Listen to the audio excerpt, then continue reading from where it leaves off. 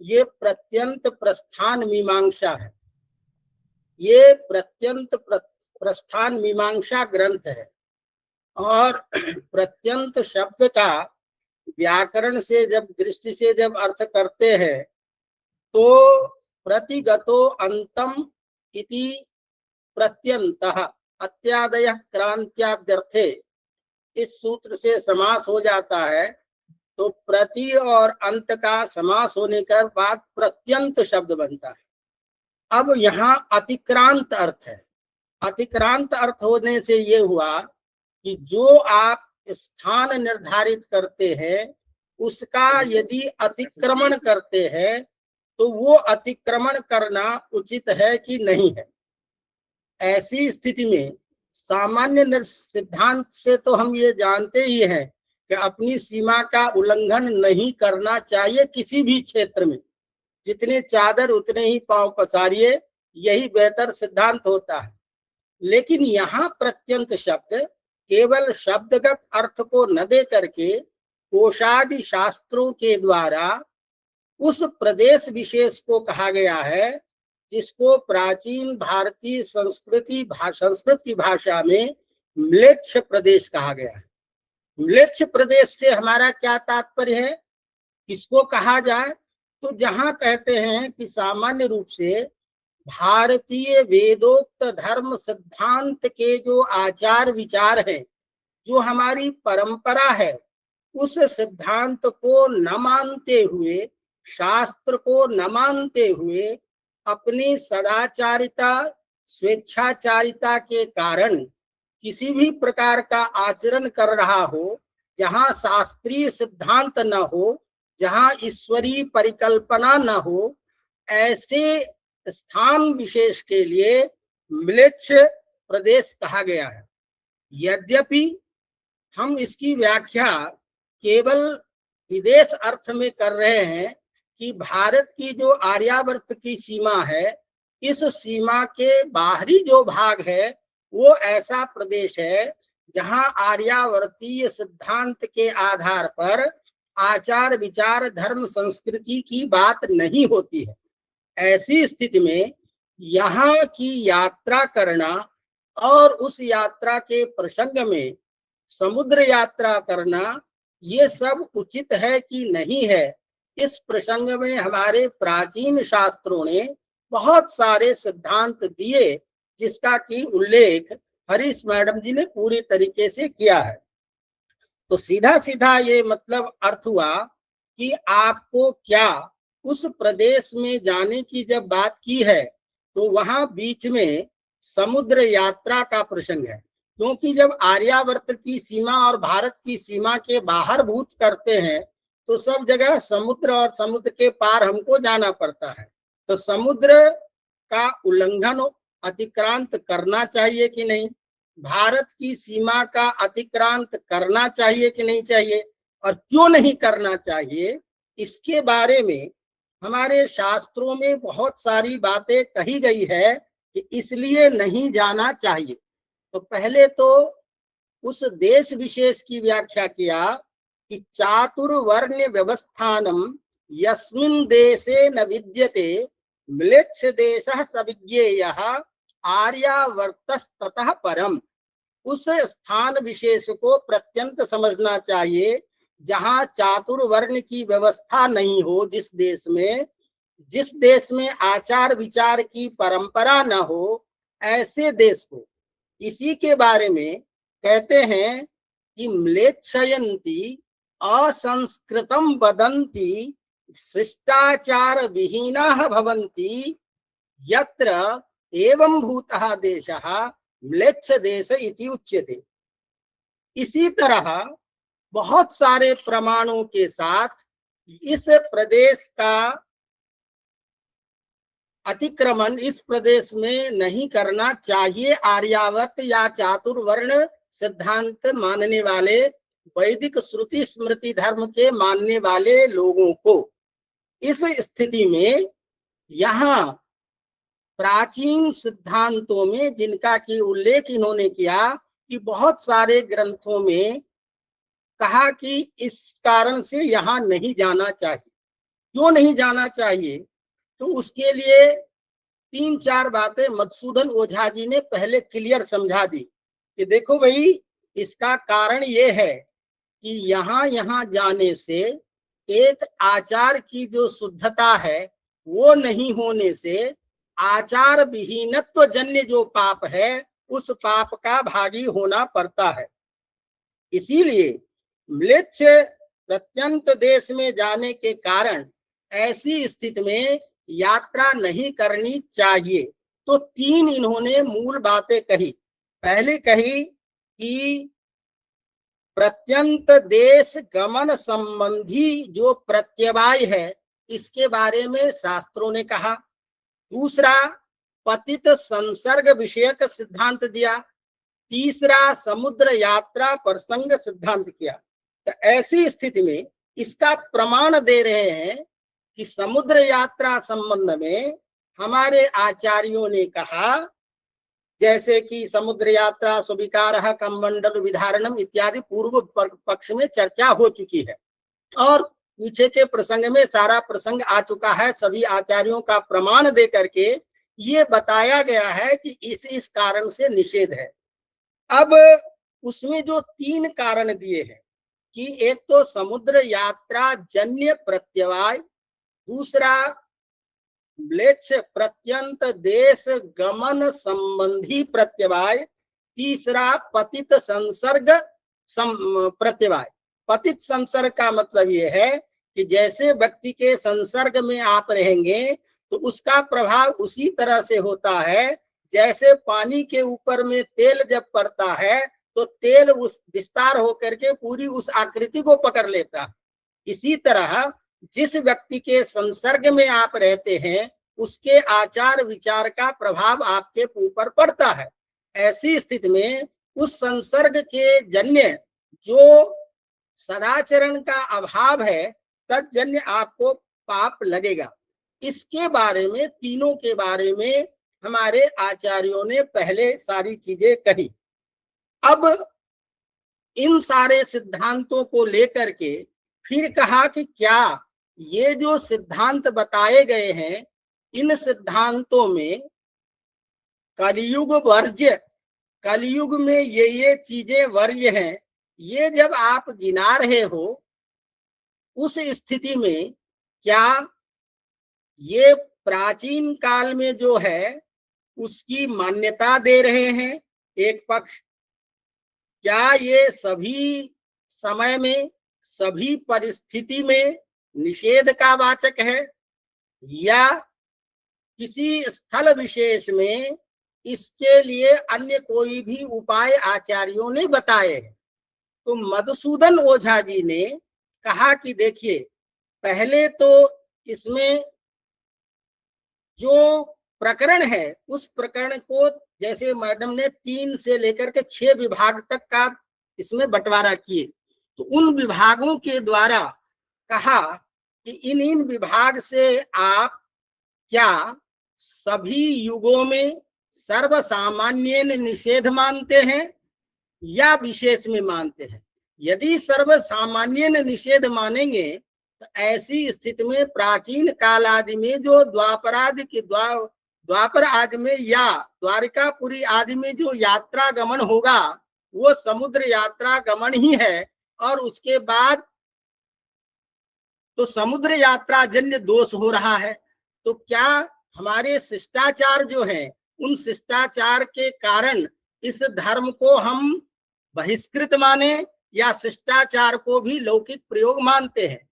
अब आपको सबसे बड़ी बात जो मधुसूदन ओझा जी का जो मूल सिद्धांत है उसमें उन्होंने एक प्रमाण दिया कि अनंत शास्त्रम, शास्त्र अनंत है, विधि और निषेध सर्वत्र है। उस विधि निषेध का समन्वय करके यदि व्यक्ति चलता है तभी शास्त्र की मर्यादा रहती है। यदि समन्वय आप नहीं कर पाए तो वो शास्त्र की मर्यादा खंडित होती है और वो धर्म का तत्व निश्चय आप नहीं कर पाते। इस तरह उन्होंने एक छोटा सा अधिकरण दिया का नाम लिया। इस ग्रंथ को जब हम पढ़ते हैं तो उसमें आता है एक होला का अधिकरण। मीमांसा शास्त्र का ये है। ये होलाकाधिकरण न्याय से कह रहे हैं आपको संगति बिठानी पड़ेगी। ये क्या चीज है? तो किसी भी प्रदेश में शास्त्र प्रमाण के द्वारा होलाका का ज्वालन दीपावली इत्यादि में की जाती है। किसी भी प्रदेश में, जिसको हम कहते हैं उल्का भ्रमण, तो किसी प्रदेश में उल्का भ्रमण का विधान चल रहा है आचार्यवशात, किसी देश में इसका निषेध हो रहा है। तो शास्त्रीय प्रमाण और लौकिक आचार विचार का प्रमाण, तो श्रुति स्मृति सदाचार स्वस्य च प्रियमात्मनः, ये जो मनुस्मृति का जो सिद्धांत है, इसमें सदाचार को भी प्रधानता दी गई है। ऐसी स्थिति में सदाचार के आधार पर यदि किसी धर्म का निर्णय हो रहा है तो उस धर्म के निर्णय को आपको स्वीकार करना चाहिए।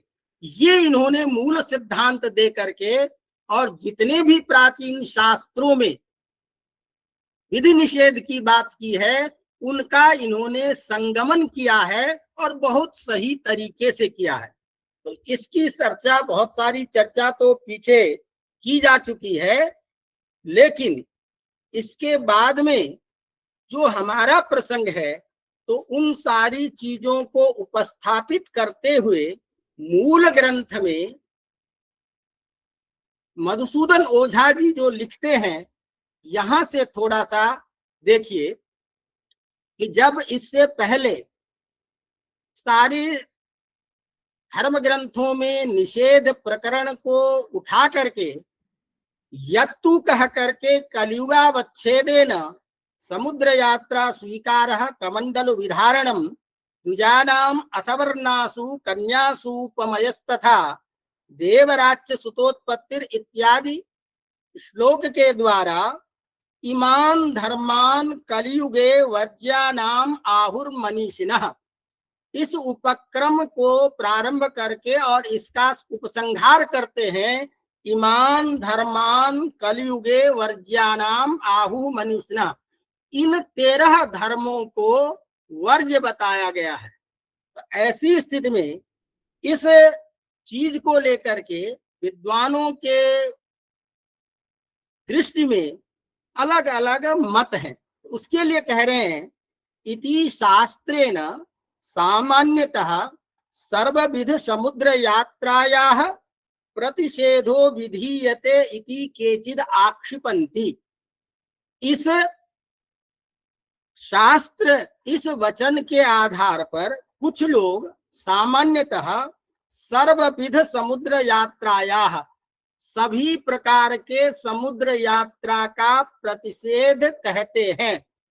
सभी प्रकार के समुद्र यात्रा, कौन से सभी प्रकार के, जिसकी चर्चा मैडम ने कर दी पीछे कि समुद्र यात्रा इस 6 बिंदुओं पर लोग करते हैं, या तो राज्यानुशासन से, धार्मिक अनुष्ठान से, जिसकी चर्चा हो गई है। तो कुछ लोगों का कहना है कि इति शास्त्रेण सामान्यतः सर्वविध समुद्र यात्रायाः प्रतिषेधो विधीयते इति केचिद आक्षिपन्ति। कुछ लोग आक्षेप कर रहे हैं, मधुसूदन ओझा जी कह रहे हैं तद असत, वो ठीक नहीं है। ऐसे लोग जो सभी प्रकार के समुद्र यात्रा का प्रतिषेध इस वचन के द्वारा कह रहे हैं, उनका कहना ठीक नहीं है। क्यों? अत्र एतेषां कलिवर्ज्यतया परिगणितानां त्रयोदशानां मध्ये समुद्र यात्रातिरिक्तानां सर्वेषां वचनतः सिद्धानां एव इह प्रकरण विशेषे निषेध विषय कारण सत्ता साहचर्य पठितायाः समुद्र यात्रायाः अपि वचन विहितायाः एव ग्रहीतुम् औचित्यात्। क्योंकि इसमें कलिवर्ज के रूप में जो गिनाए गए हैं 13, इसमें यदि समुद्र यात्रा को छोड़ करके जितने भी वचन हैं वो सारे वचन तो शास्त्र से सिद्ध हो रहे हैं।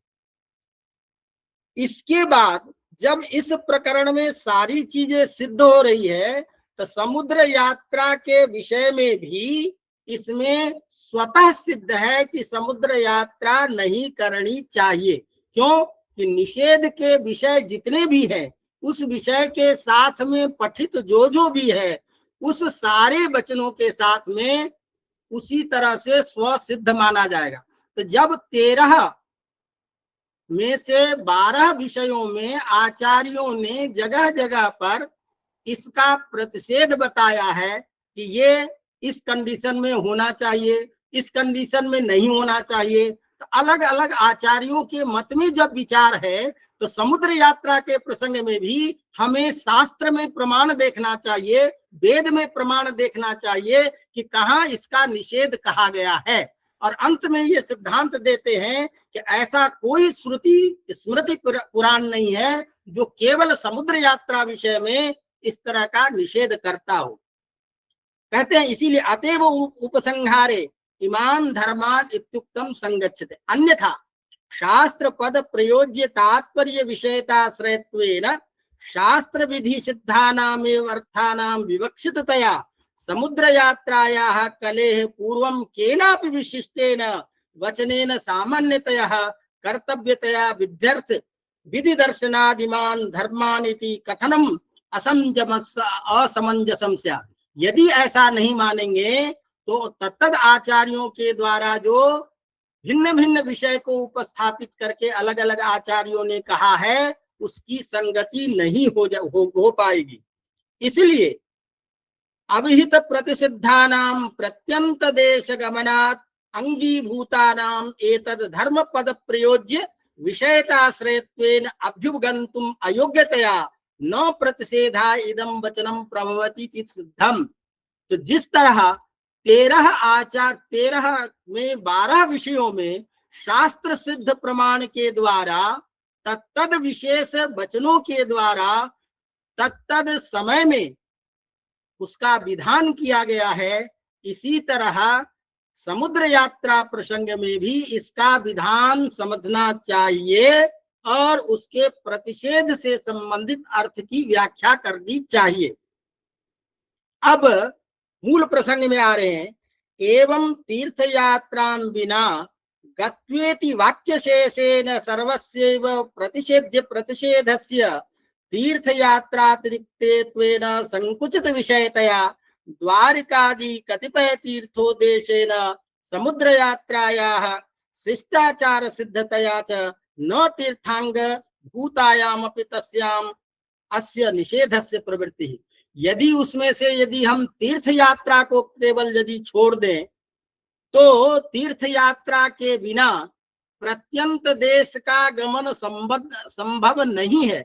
ऐसी स्थिति में जिस वचन के द्वारा निषेध किया जा रहा है जिस चीज का, उसको तीर्थातिरिक्त स्थल में यदि हम करें और तीर्थ को निषेध के रूप में मानेंगे, तीर्थ में संकुचित अर्थ मान लेंगे, तो द्वारिकादि कतिपय जो तीर्थ है उसको उद्देश्य करके की जाने वाली जो समुद्र यात्रा है, जो शिष्टाचार सिद्ध है, ऐसे शिष्टाचार सिद्ध तीर्थांग भूत इस यात्रा का भी निषेध होने लग जाएगा, जो वचन ठीक नहीं है, जो धर्म के अनुकूल नहीं है।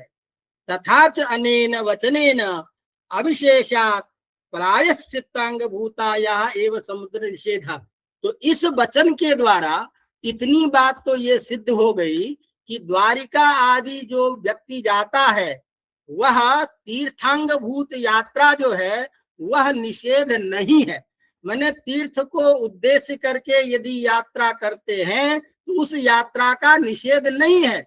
यदि ये निषेध मान ले तीर्थ यात्रा के विषय में, तो द्वारिकादि गमन की जो यात्रा शिष्टाचार प्रयुक्त सिद्ध है, उस यात्रा की भी निषेध में प्रवृत्ति होने लगेगी।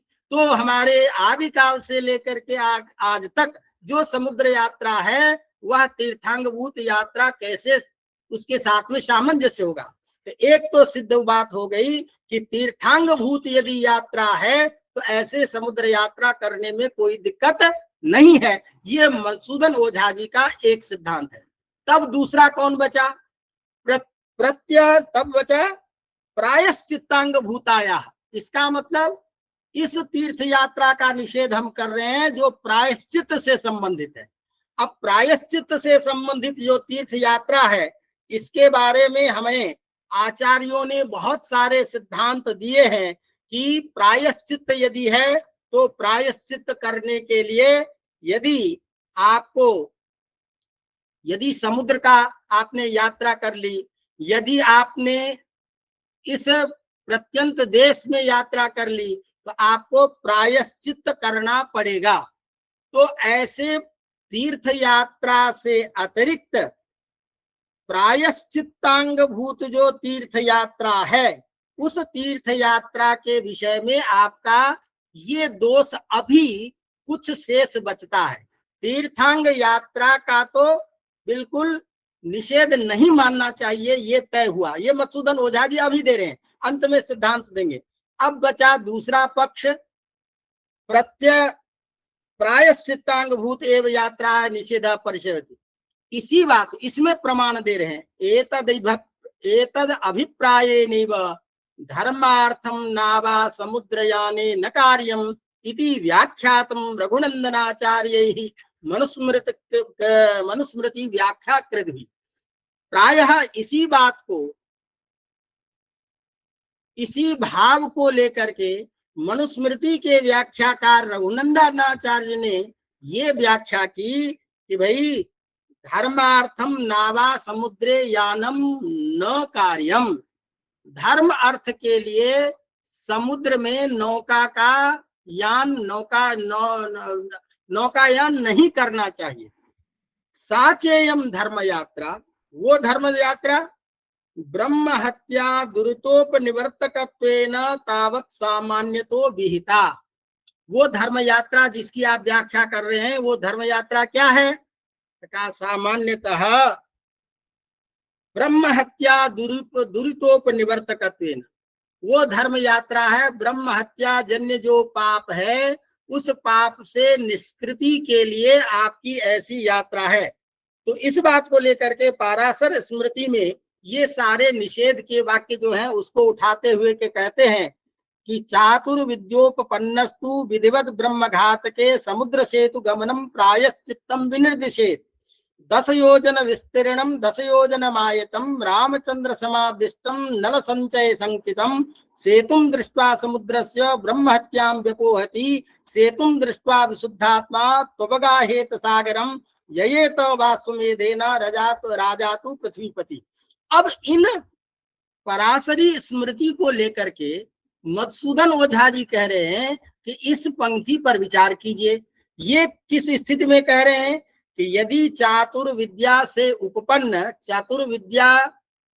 चातुर्वर्णिक चातुर्वेद को जानने वाले जो लोग हैं, यदि ब्रह्मघाती है, ब्रह्म की हत्या, ब्राह्मणों की हत्या करते हैं, तो विधिवत समुद्र सेतु गमनम प्रायश्चित्तम विनिश्चय, तो उन्हें विधान पूर्वक प्रायश्चित करना चाहिए। तो प्रायश्चित जन्य दोष के अपाकरण करने के लिए एक तो ये बात कह रहे हैं, और कैसे कह रहे हैं? 10 योजन विस्तीर्णम 7 योजनम आयतम रामचंद्र समाविष्टम नल संचय, इनके द्वारा जो ये बनाए गए हैं इसका दर्शन करें। उन सारी चीजों को देखने के बाद में ब्रह्म हत्या जन्य प्रत्यवाय से आप मुक्त होंगे। इसका मतलब क्या हुआ कि इस ब्रह्म हत्या जन्य अपाय को दूर करने के लिए आपने समुद्र यात्रा का विधान किया। तो ऐसी स्थिति में एक जगह यदि निषेध मानते हैं तो सब जगह निषेध होगा। दूसरे आचार्य कह रहे हैं कि नहीं, आपको प्रायश्चित करने के लिए ये करना पड़ेगा। तीसरे आचार्यों का कहना है कि नहीं भाई, ऐसे यदि नहीं भी कोई कर सकता है तो उसको समुद्र यात्रा से दुरितोपजन्य जो है वो दूर होगा, तो स्नान मात्र से भी हो सकता है।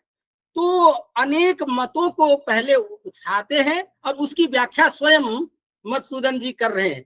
कहते हैं अत्र 10 योजन विस्तीर्णम इत्यादि विशेषण स्वारस्वेन तादृश योजना आयाम विस्तार विशिष्टस्यैव सेतोर दर्शनस्य ब्रह्मवद दुरितापनोदकत्वेन विधानात् तस्य च समुद्र यात्राम अंतरेण असंभवात् तदंगभूतायाः समुद्र यात्रा विधि। तो यदि 10 योजन विस्तीर्णम, ये जो विशेषण दिया है, इस विशेषण के स्वारस्य से इस प्रकार के जो विस्तार फैला हुआ जो सेतु है, समुद्र सेतु पुल, उसको ब्रह्मवध, उसका दर्शन करना चाहिए। किसके लिए? ब्रह्मवध, ब्रह्म हत्या के प्रायश्चित को दूर करने के लिए। तो अब एक तरफ आप कह रहे हैं कि ब्रह्म हत्या के प्रायश्चित करने के लिए आपको इस प्रकार के समुद्र को दर्शन करना चाहिए, और उस प्रकार के सेतु का दर्शन करेंगे कैसे? बिना समुद्र यात्रा के। तो कहते हैं इसीलिए तस्य च समुद्र यात्राम अंतरेण, समुद्र यात्रा के बिना वो संभव नहीं हो सकता है। इसका मतलब क्या हुआ कि यदि प्रायश्चित करना हो तो समुद्र यात्रा आपको करनी चाहिए। ये समुद्र यात्रा का फिर विधान दे रहे हो, और एक जगह कह रहे हो समुद्र यात्रा नहीं करनी चाहिए। तो प्रायश्चित अपनोद के लिए समुद्र यात्रा का विधान कर रहे हैं कि 10 योजन विस्तीर्ण यदि आप सेतु का दर्शन करेंगे तभी जाकर के आपको ब्रह्म हत्या का प्रायश्चित भोग होगा, और उस प्रायश्चित के अपाकरण जो है करने के लिए आपको समुद्र यात्रा के अतिरिक्त और कोई साधन नहीं है। इसका मतलब प्रायश्चित अपनोदन के लिए समुद्र यात्रा का आप विधान कर रहे हैं। तस्याश्च, उसी बात को ले, कलि शास्त्र विहितायाः स्वाश्रय सेतु द्रष्टु पुरुषानुगत ब्रह्म हत्या जनित निरय प्रसंजक दोष निवृत्त्योपायक शक्ति विशिष्टायाः अपि अनुष्ठातुर्नास्मिन् लोके प्रत्यासक्तिर्वर्तते कल्मषं तु निरहते इत्यर्थमेव आवेदयितुम् इदं कलिवर्ज्य प्रकरणं शास्त्राम उपृष्टते या समुद्र यात्रा स्वीकारः। तो ऐसी स्थिति में कलयुग में जो है ये चीज संभव नहीं है। असक्त व्यक्ति है तो ऐसा व्यक्ति जा नहीं सकता है, समुद्र यात्रा कर नहीं सकता है। इसीलिए कहा कि कलो वर्ज्य, कल में कलयुग में इस तरह के प्रायश्चित का अपनोदन करने के लिए छूट दे दी गई है कि इस तरह का कठिन व्रत और तपस्या या समुद्र सेतु दर्शन करना उचित नहीं है। तो आपने उसको रोकने के लिए क्या किया? कलिवर्ज्य प्रकरण नाम के आपने प्रकरण में इस चीज को डाल दिया। तो ऐसी स्थिति में कहते हैं समुद्र अनयोश्च ब्रह्मबद्ध प्रायश्चित्त विकार विधि निषेधयो कलिनियततया स्थाने कलिवर्ज्य प्रकरणे तन्निषेधस्यापि प्रवेश इति बोध्यम। तो इसका मतलब ये हुआ कि यदि इस तरह के इन दोनों में चाहे प्रायश्चित्त हो, ब्रह्म विद्या का प्रायश्चित्त हो या यात्रा का प्रसंग हो, दोनों ही प्रसंगों में समुद्र यात्रा करने का विधान शास्त्रों के द्वारा ही बताया गया है। तीसरी बात कही कि कुछ शास्त्रों में कहा कि जो भाई इसके लिए प्रायश्चित की जरूरत नहीं है, ऐसा कुछ लोगों ने मत उठाया। उनके लिए कहा कि भाई ये जो बात कह रहे हो ये तो बिल्कुल ही ठीक नहीं है। कहा क्या? ब्रह्मवदेहि मरणांतिक प्रायश्चित विधानान् मरणेत विधीयते दोष निवृत्तावपि लोक व्यवहार्यत्वा आदर्शनात् तदनुकूल कल्पयेता विहितानां सर्वेषाम् इतरेषाम् अपि ब्रह्मवद प्रायश्चित्तानां व्यवहारिकतया समर्थकत्वं नास्ति इति समुद्र यात्रा अपि ब्रह्म हत्या जनित दोषद्वय मध्ये नरेयोत्पादक शक्ति रूप दोष निवर्तकत्वेपि व्यवहार्यत्व रूप दोष निवर्तकत्वं नास्ति अत्रैव तात्पर्यम् इत्यर्थः। तो इसका मतलब कह रहे हैं कि ये जो पंक्ति है इसकी व्याख्या इसी रूप में करनी चाहिए कि जो ब्रह्मवध और मृत्यु के उपरांत किया जाने वाला जो प्रायश्चित है उसकी दोष निवृत्ति यद्यपि इस तरीके से हो भी सकती है, लेकिन लोक व्यवहार में ये चीज संभव नहीं है। तो ऐसी स्थिति में इन सारी चीजों का, ब्रह्मवध प्रायश्चित्तों का व्यवहारता समर्थकत्व है ही नहीं, तो इसलिए इसका प्रतिपादन करना ही उचित नहीं है। इसीलिए समुद्र यात्रा से संबंधित इसका विधान करने की आवश्यकता ही नहीं थी, कलिवर्ज्य प्रकरण बनाने की जरूरत ही नहीं थी। इसका मतलब कलयुग में भी इस तरह की प्रायश्चित यदि करता है तो समुद्र यात्रा करता है तो कोई दोष नहीं है। इसी तरह एवं अन्येषु सर्वेषु ब्रह्मवद प्रायश्चित्तेषु कृत प्रायश्चित्तस्यापि असंव्यवहार्यत्वं ब्रह्म हत्या दोष अति गुरुत्वात् उपद्यमानम अन्यत्र व्यवस्थापित। इसी तरह से शास्त्रों में इसी ब्रह्म हत्या जैसे प्रायश्चित्तों के अव्यवहारिकता को देख करके और जैसे उसका निराकरण किया गया है, इसी तरह से अन्य सारी चीजों के भी बारे में व्याख्या समझनी चाहिए, इसका निराकरण उपाय करना चाहिए। तो इस पक्ष में विद्वानों का मत दे रहे हैं कि कोई कहता है कि नहीं, प्रायश्चित्त करने से भी व्यक्ति दोष मुक्त नहीं होगा। कोई कह रहे हैं कि नहीं, प्रायश्चित्त करना चाहिए। अब आपको प्रायश्चित्त करना चाहिए नहीं करना चाहिए, इसी विषय में शास्त्रों में मतभेद दिखाई दे रहा है। तो उसके लिए प्रसंग उठा करके कहते हैं, अथ खलु अयम पुरुषो येन कर्मणा लिप्यते।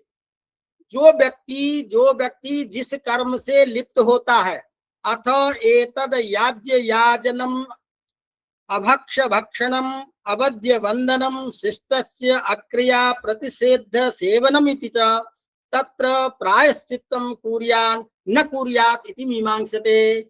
तो यदि आप याज्य याजन से संबंधित, भक्ष अभक्ष से संबंधित, वद्य अवद्य से संबंधित, शिष्टों के द्वारा जो क्रिया बताई गई है उससे भिन्न क्रिया, तो जो क्या बोलना चाहिए, जिस बोलने में प्रतिषेध किया गया है, बोलने से प्रायश्चित होगा, जिस कर्म के करने से आपको अधर्म होगा, ऐसे विषयों में कहा कि प्रायश्चित होता है।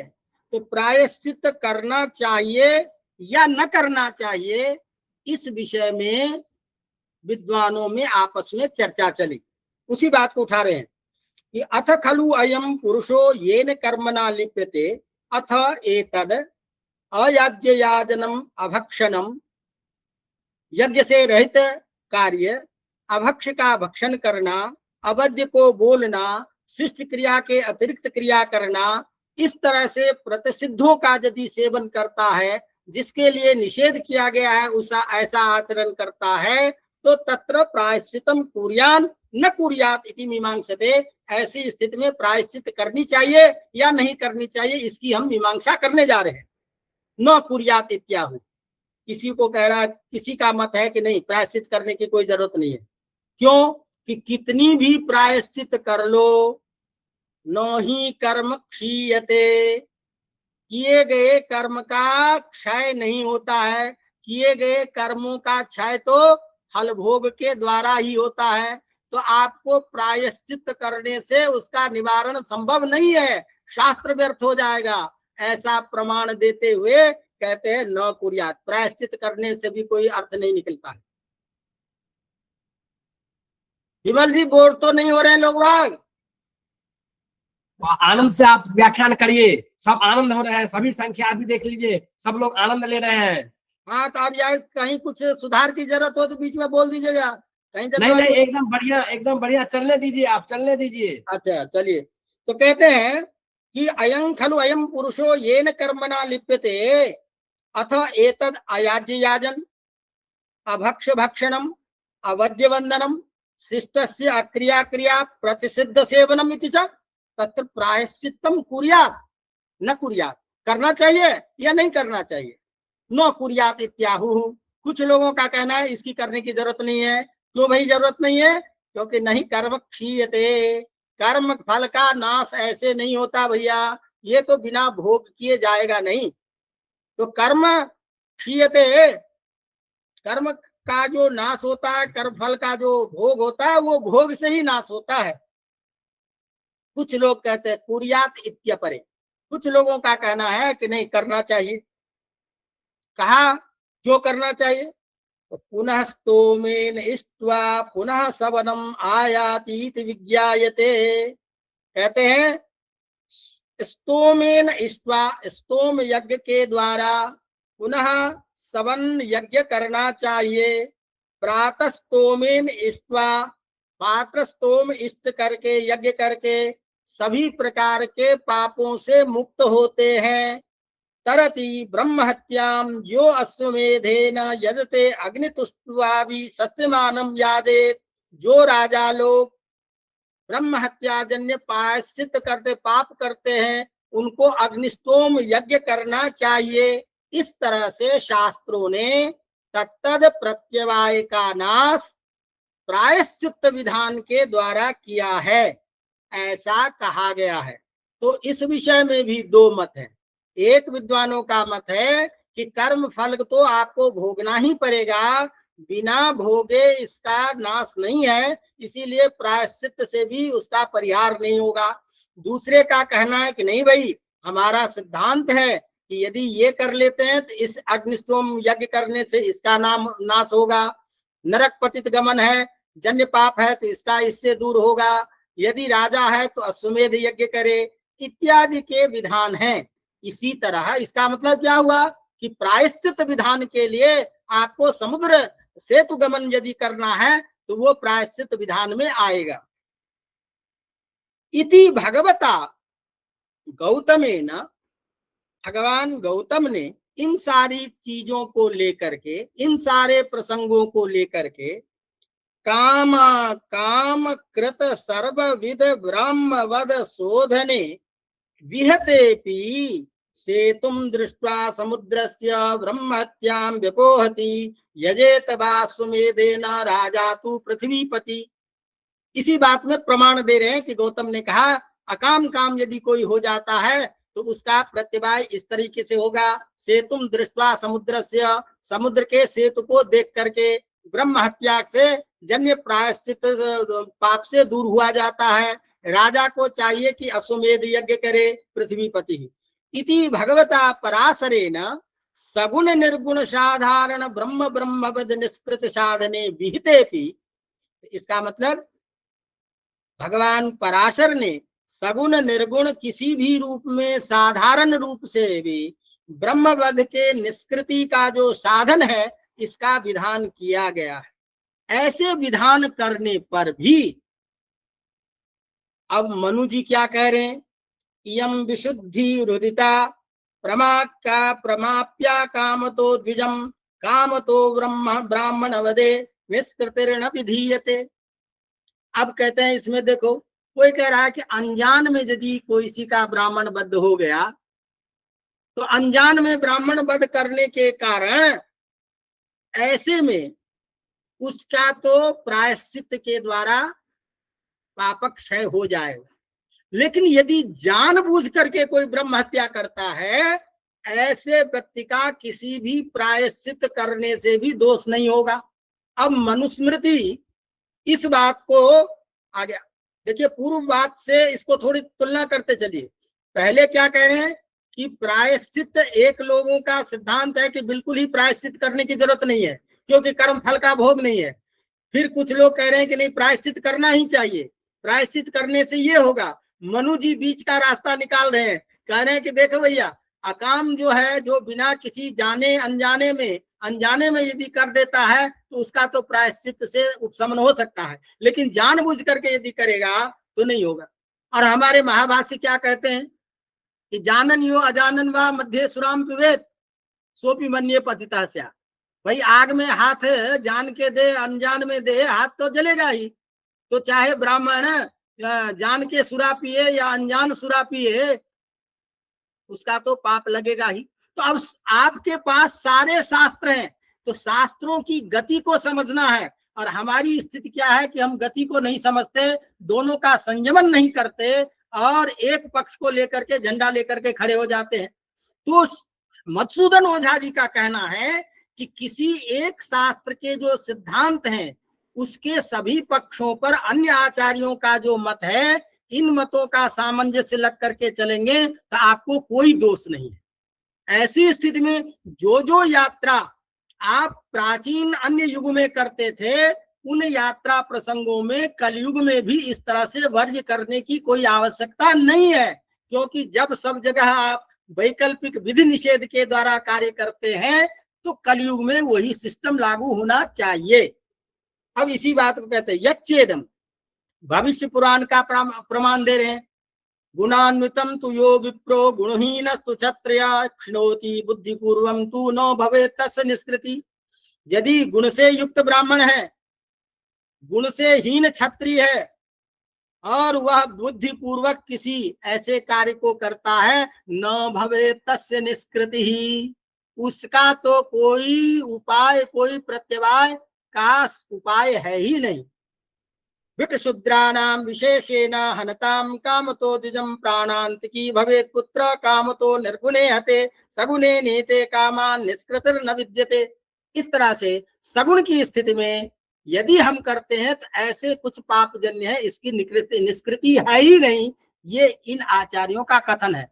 तो मधुसूदन ओझा जी इन सारे विद्वानों को मत में सामने रख दिए और रख करके अब आपको अपनी व्याख्या के द्वारा उसका सामंजस्य बताने जा रहे हैं। कहते हैं इत्येवम् अन्यत्र च निष्कृत्य भाव वचनानि पठ्यन्ते। इस तरह से दूसरे जगह कहीं निष्कृत्य होता है, कहीं नहीं होता, इस तरह के वचन पढ़े जाते हैं। तेषां सत्यपि नरक निवृत्ति प्रयोजके प्रायश्चित्ते व्यवहार्यत्व प्रयोजक प्रायश्चित्ता भाव प्रतिपादकत्वमेव अवसीयते तथा च प्रायश्चित्त विवेककारक। कहते इस प्रकार कहीं निष्कृत्य भाव वचन पढ़े जाते हैं, उसका भी तात्पर्य इस रूप में समझना चाहिए।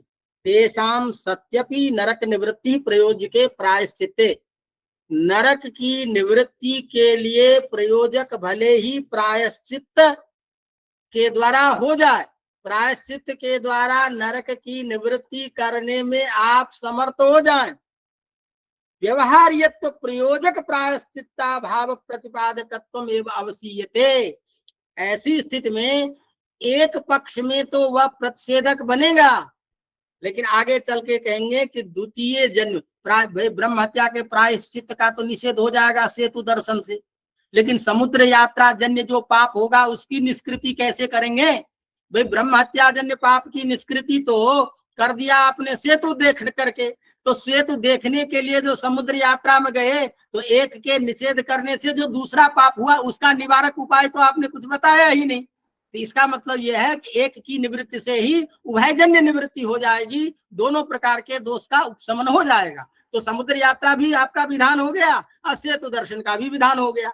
इसी बात को कहते हैं, तो इस बात को कहते हैं प्रायश्चित विवेककार कहते हैं वस्तुतस्तु निष्कृत्य भाव वचनम मरण विकल्पित चतुर्विंशति वार्षिक प्रायश्चित्ते कृते व्यवहार्यता भाव परम न तो प्रायश्चित्ता भावार्थम। कहते हैं कि देखिए अब इसमें क्या कहा, यदि कोई नहीं करना चाहे, नहीं उस करने में समर्थ हो, तो कहता है चतुर्विंशति प्रायश्चित 24 वर्ष तक। वस्तुतस्तु निष्कृत्य भाव वचनम, निष्कृत्य भाव वचन जो है वो मरण विकल्पित, कहा कि मरणों के प्रांत जो आपने कहा प्रायश्चित करना, वो मरणों के प्रांत प्रायश्चित संभव नहीं है।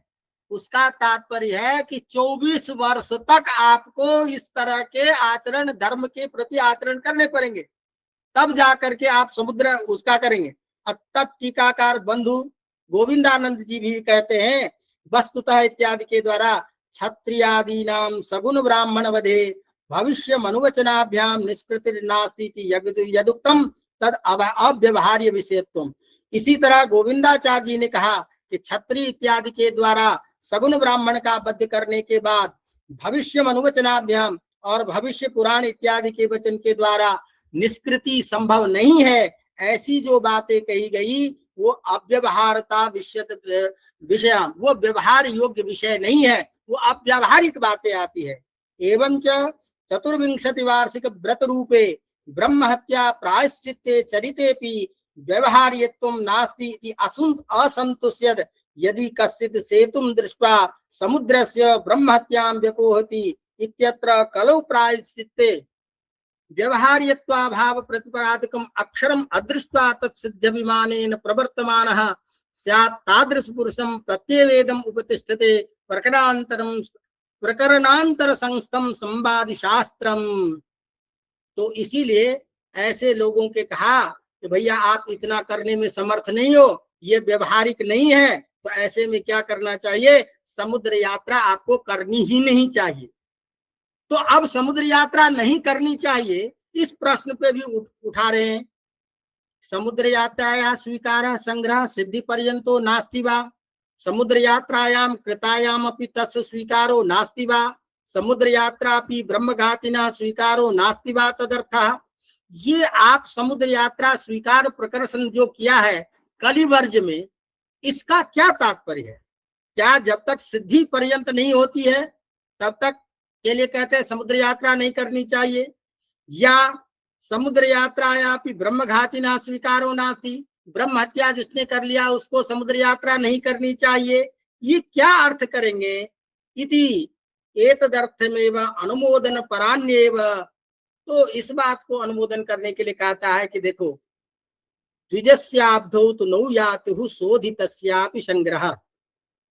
तो आचार्य ने दूसरा वचन दिया कि द्विजस्य अवधौ तु नौ यातुः शोधितस्यापि संग्रह।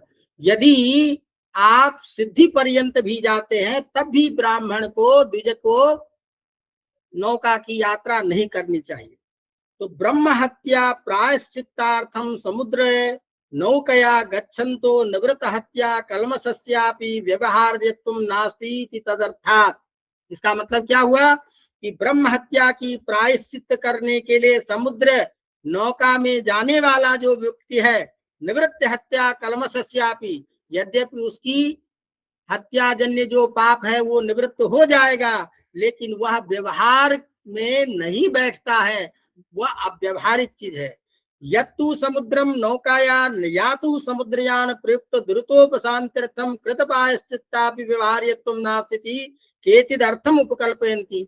कुछ लोग यदि ये कह रहे हैं कि नहीं, उसके जाने से प्रायश्चित का होगा, लेकिन समुद्र यात्रा गमन जन्य जो पाप है वो होगा, तो उसके लिए कह रहे हैं ये तो कहना बिल्कुल ही असत है, क्योंकि निर्दिष्ट रीत्या पुराकल्पाद आरभ्य इदानीं यावत् अवच्छिन्न परंपरा विद्ध समुद्र यात्रा कर्तॄणां प्राचां व्यवहृत्वा भावस्य दूषितत्व कलंकस्यापि कुत्रापि उपाख्यान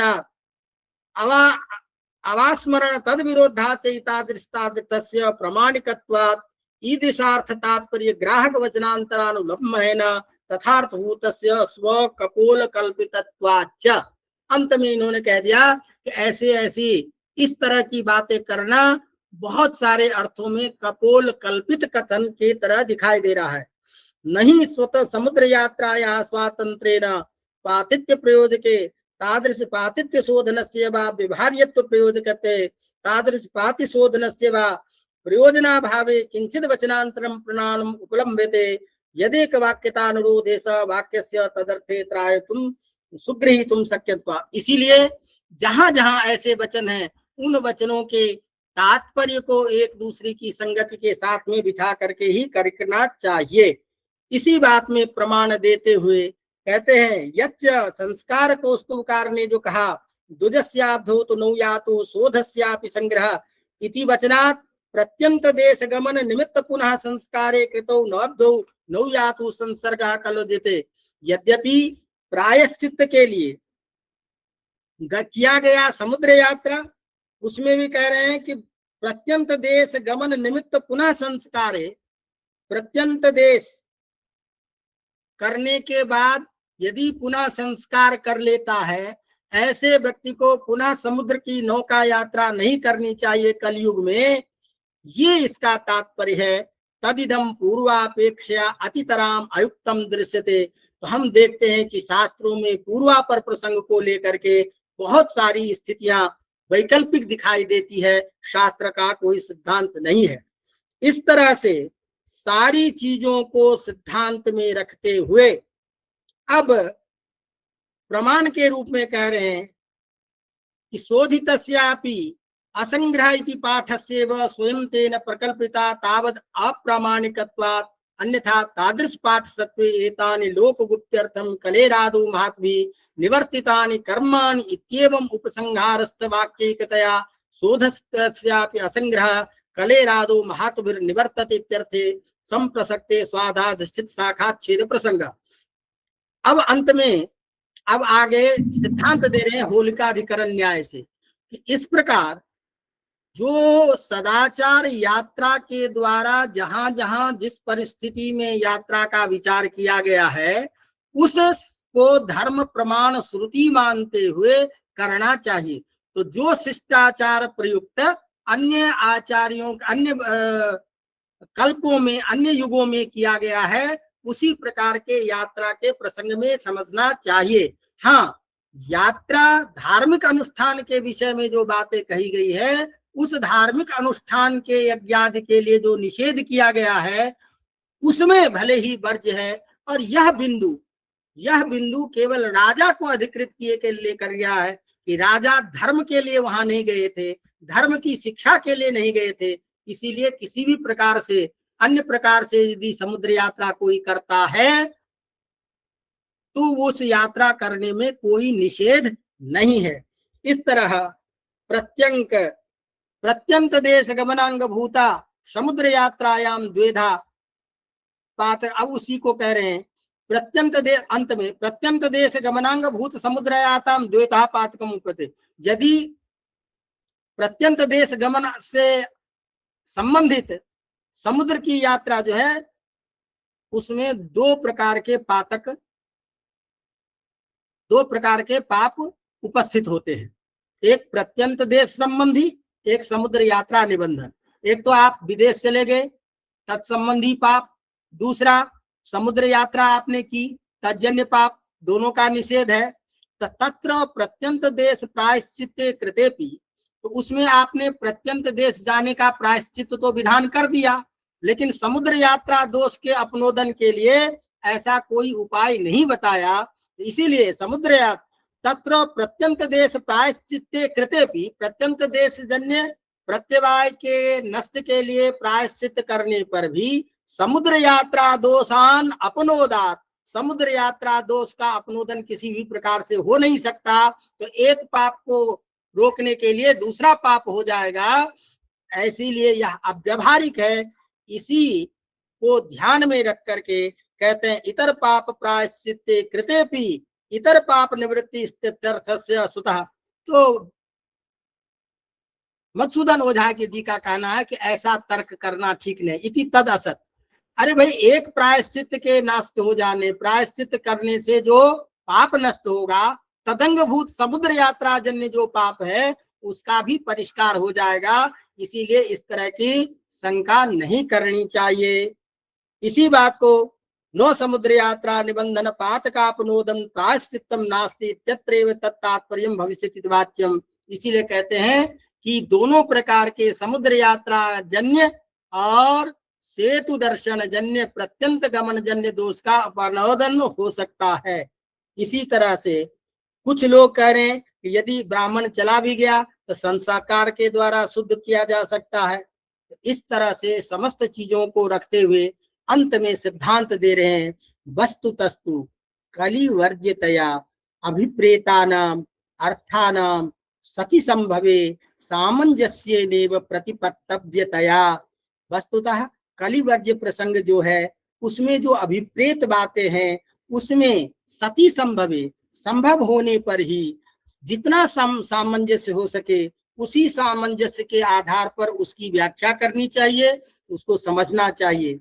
क्या नारदीय पुराण आदित्य पुराण वचनयो हो, क्योंकि नारदीय पुराण आदित्य पुराण के वचन के द्वारा समुद्र यात्रा प्रतिषेध परयो हो समान विषेताभ्युगंतुम औचित्यात् धर्म यात्राया एवं यत्र निषेधता सिद्धौ।